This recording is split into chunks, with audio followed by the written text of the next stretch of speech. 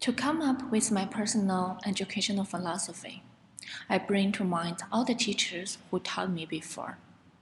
Looking back at what I've learned in the past 24 years, I ask myself, if I would travel back in time, and if I could choose what I want to learn from the teachers, what would I choose? The answers jump into my mind one after another. I would want to learn how to become a happy and peaceful person with compassion and wisdom, and how to treat other people gently with tolerance and consideration. I would want to learn how to help others without expecting any return, and how to remain undisturbed in the face of praise and criticism. I would also want to learn how to relax and relieve stress, how to accept and deal with difficulties or sufferings with confidence, courage, and competence, as well as how to humble in victory and gracious in defeat. In 2 weeks, I will graduate from Seneca and become an educator. Everything I would have wanted to learn from my teacher will instead become my lifelong teacher objectives. Plato said, the object of education is to teach us to learn to love beauty.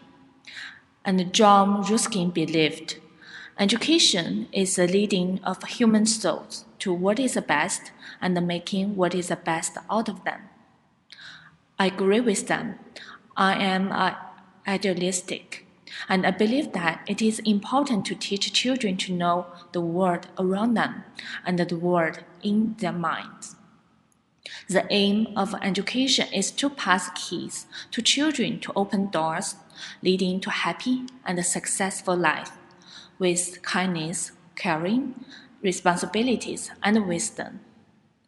I believe it is important for children to learn to have a loving kindness for all living beings, including animals and plants in the world, to learn to understand themselves, such as their thoughts and feelings. Through this path, they are likely to understand other beings and to show tolerance and respect to others' thoughts and behaviors. Their acceptance, honesty, compassion, and patience will also be developed. For this purpose, I like the Wordful curriculum.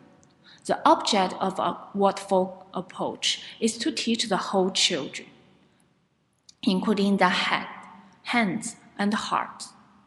In other words, in addition to promoting children's physical, language, and social development, the focus is on developing children's innate potential and educating them to become a harmonious person. With spiritual guidance, children are likely to wonder and think for beauty of life. Every day, the children spend a lot of time playing with nature materials and immersing themselves in natural environment. Their appreciation for nature is enhanced through interacting with the environment. Therefore, the Wordful curriculum is similar to my personal educational philosophy. I believe that showing children the capacity of their minds and methods to use their mind is significant in education. Practicing mindfulness is one strategy to achieve this goal.